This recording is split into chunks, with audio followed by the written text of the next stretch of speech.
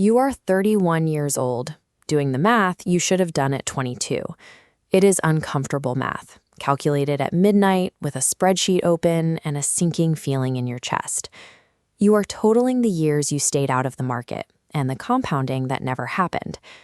This chart compares two distinct investors.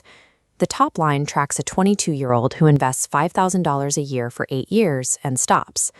The bottom line tracks a 30-year-old who invests that same amount every single year until 65. The early starter still finishes with more money. Understanding that math doesn't change it, but it creates the knowledge you now have to carry. You start with a regret that has a dollar amount attached to it. You earned money in your 20s and spent most of it on small, invisible leaks. It went toward rent that was slightly too high, restaurants that felt reasonable at the time, and forgotten subscriptions. Convenience purchased in small amounts every day for 8 years. In your early 30s, the consequences of financial decisions stop being theoretical. At 24, a 40-year timeline feels like a vague concept rather than a deadline. The future self who needs that money is a stranger, and you don't make consistent sacrifices for strangers. But at 31, your parents are navigating their 60s, and a medical bill has reminded you that your invincibility was always on loan. The urgency arrives. This inventory requires facing the actual numbers. You sit down with every statement to see the $4,200 in savings, the $7,800 sitting in a forgotten 401k from a previous job, and the $6,100 in credit card debt. This clarity is the beginning. The cost of your 20s is permanent, but the position is recoverable. The machine of the market still opens every morning and takes whoever shows up. You just have to actually show up this time. Your first move at 32 is taking control of the forgotten 401k. You roll that $7,800 into an IRA you control.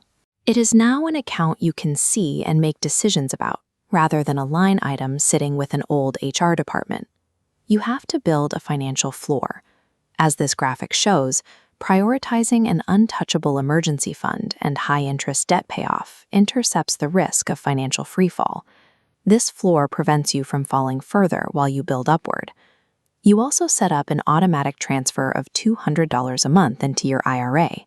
The amount is insufficient for wealth, but it serves a different purpose: training the habit. You are teaching yourself to be the kind of person who invests before they have the chance to spend.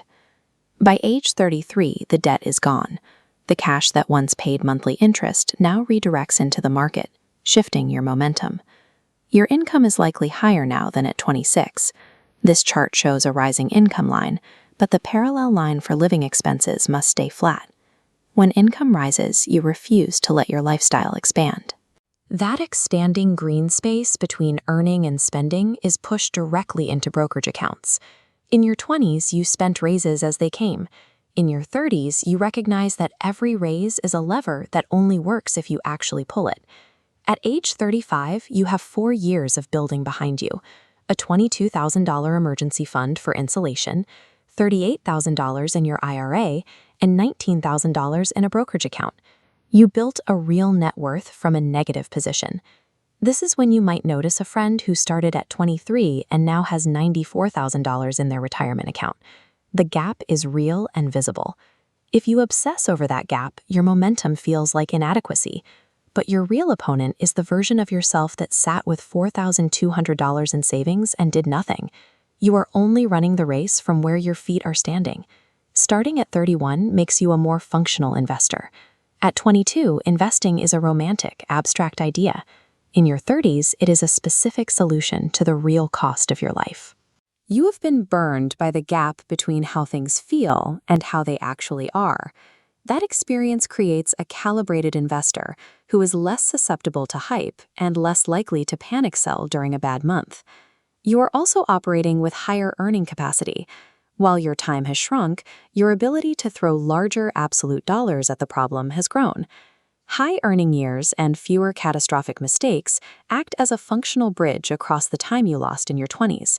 At 45, your position is the result of 14 years of repeat decisions and unglamorous consistency. Look at this market crash, a 22% drop on paper. A younger version of you might have panicked, but you maintained this steady, metronome-like pulse of monthly contributions. You held your positions and kept buying. By By age 45, your net worth crosses $500,000. You have a home with equity and structural protections like disability insurance and a will. You are on track to retire with enough, a sentence you couldn't have said at 31. You will not have what you would have had if you'd started at 22. That is a permanent cost. But you have something you built from a full stop, with the discipline of someone who learned the hard way. 31 or 38 is the youngest you will ever be again. The gap only becomes insurmountable if you decide it's too late to act. The machine doesn't ask how old you are or where you've been. It opens every morning and rewards the person who decides to show up.